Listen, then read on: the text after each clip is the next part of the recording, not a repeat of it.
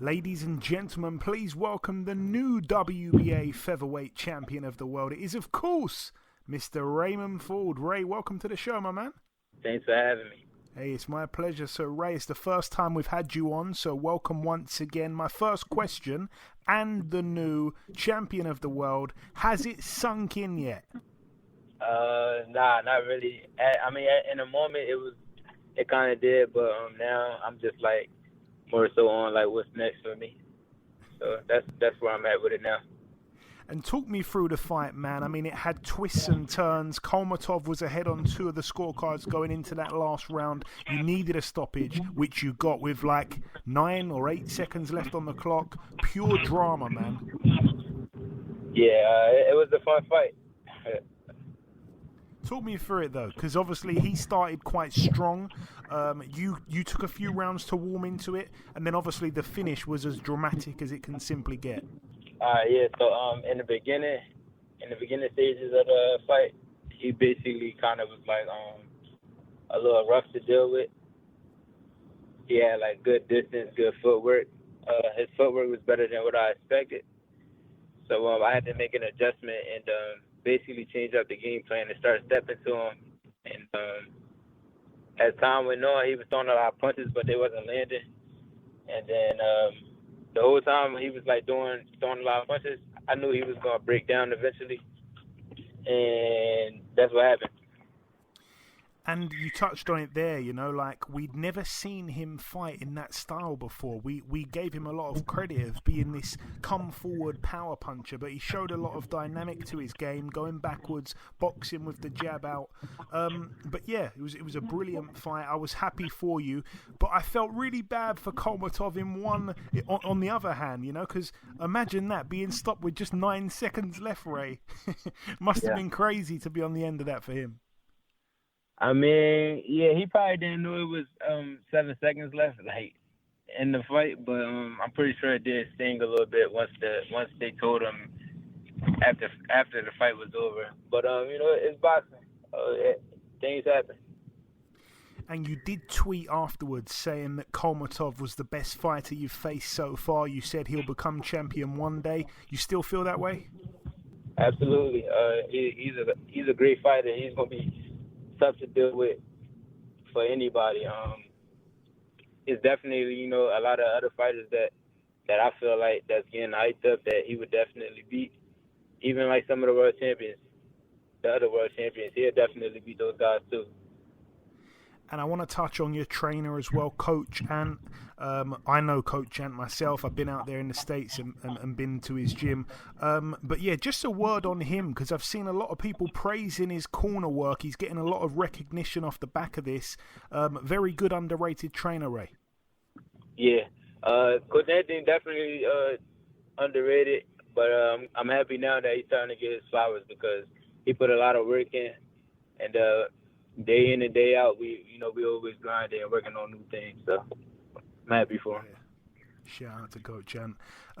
In the ring, right after the fight, when emotions were high, you hinted that it might be your last fight at 126. Was it maybe a bit too soon to have made that statement right there and then? Nah, it's not. Anything that I say, I stand on it. But you know, I always say in interviews, I would do another fight at 126 if it made sense, if the money was right, or if it was for unification. Yeah, I think, again, to revert back to your social media posts, you did say that you'd love for your next move to be a unification. Is that literally the most lucrative move for you next? Possibly. I mean, I don't know. I really don't know. I got, like, a lot of options. Especially, you know, being with Matchroom, we got fighters we have a fighter at 130 that, you know, got a belt and we can mix in with. So we basically we just got to see what happens. And, yeah, it's just a waiting game right now.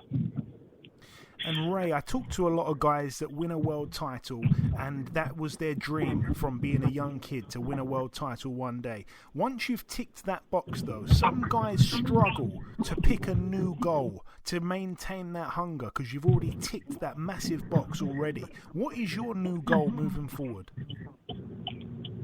My new goal moving forward, just to win more belts and be in more big fights. That's the ultimate goal. Just to keep getting big fights, keep getting better, and just showing the world that I am who I say I am.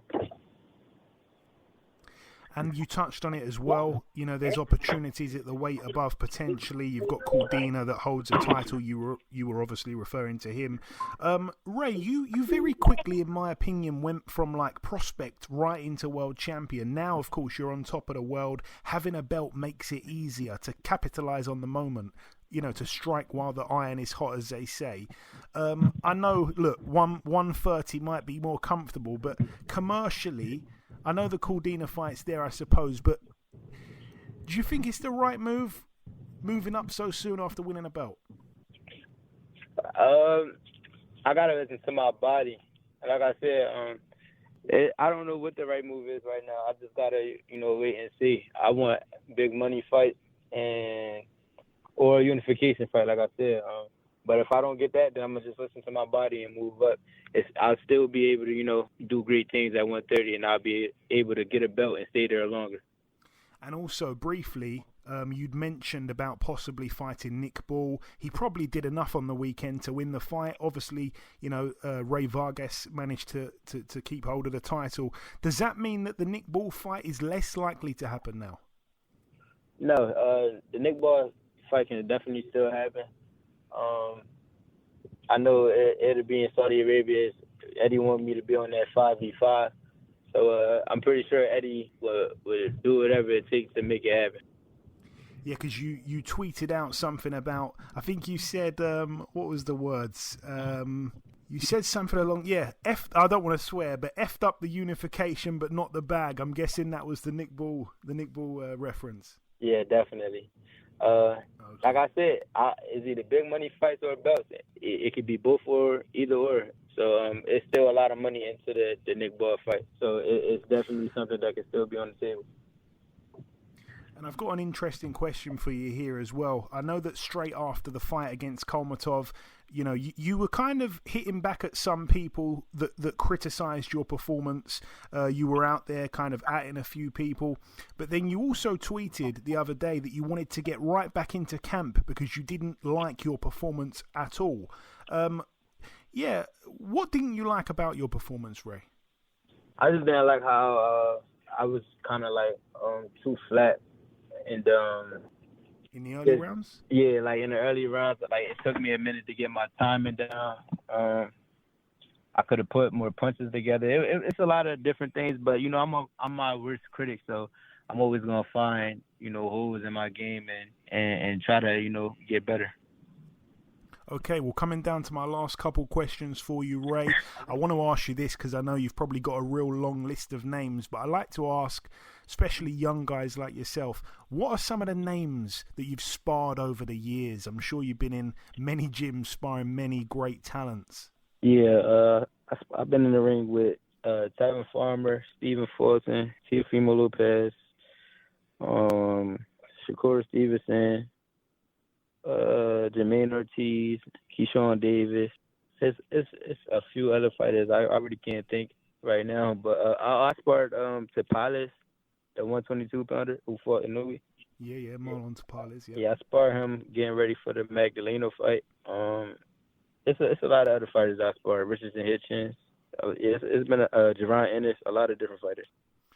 Well, that's a crazy list, man. We've had most of those guys on the podcast, but that's a crazy, crazy list. Yeah.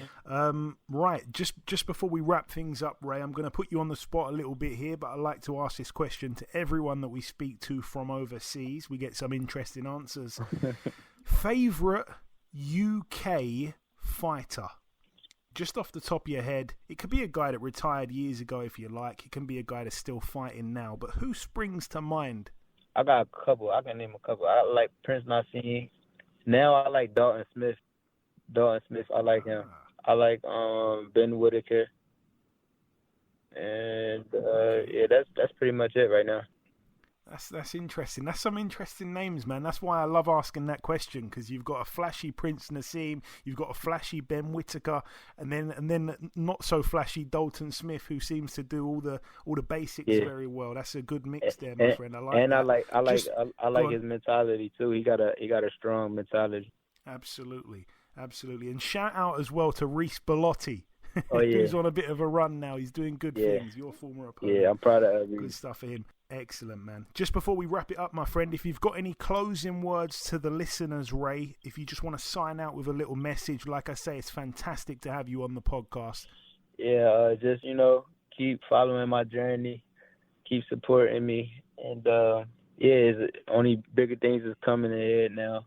I'm looking for, bigger fights, unification fights, and just, look for me to be at the top of my game in the future. There we go. This man is here to stay. Listen, Ray, it's been a real pleasure having you on the show. Thank you for your time, and we'll speak again soon, no doubt. Thank you. Thanks for having me. Have a good one.